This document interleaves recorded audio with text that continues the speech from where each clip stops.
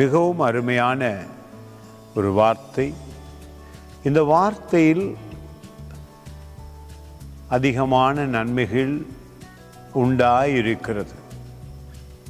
பரலோக தேவன் உலக ஆரம்பத்தில் எங்களுக்கு வைத்திருந்த மகா அற்புதமான பொக்கிஷங்கள் சுக வாழ்வு, நிம்மதியான வாழ்வு, விடுதலையான வாழ்வு, பாவம் இல்லாத வாழ்வு, இவைகள் எல்லாவற்றையும் எங்களால் அனுபவிக்க முடியும் என்பதை தான் கிறிஸ்து பூமிக்கு வந்து உங்களையும் என்னையும் நேசித்து அந்த பரலோகத்தில் இருக்கிற எல்லா நன்மைகளையும் இப்பொழுது எங்களால் அனுபவிக்க முடியும் என்பதை எங்கள் அறிவு மூலமாக, வேதத்தை அறிகிற அறிவின் மூலமாக பெற முடியும் என்பதை ஏசாயா 64 அதிகாரம் 4வது வசனம் சொல்லுகிறது.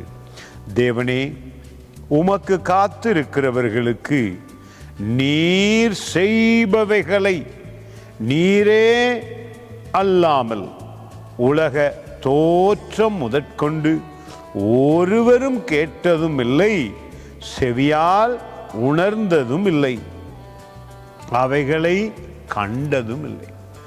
நீங்களும் நானும் வேதம் வழியாக கண்டுகொண்டோம், அதிசயங்களை கண்டுகொண்டோம், ஆச்சரியங்களை கண்டுகொண்டோம், சுகத்தை கண்டுகொண்டோம். நீங்கள் கிறிஸ்துவின் மேல் வைக்கிற அந்த விசுவாசமானது இப்பொழுது நீங்கள் என்ன பாட அனுபவிக்கிறீர்களோ அவைகளிலிருந்து விடுவிக்க முடியும். ஒருபோதும் தேவனுடைய நன்மைகளை நீங்கள் அனுபவிக்காதபடிக்கு போய்விடக்கூடாது.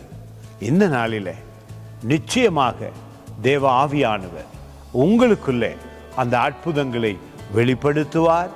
அற்புதம் நடக்கும். விசேஷமாக இந்த காலத்தில் வேத அறிவு உங்களுக்கு அதிசயம் செய்யும். God bless you.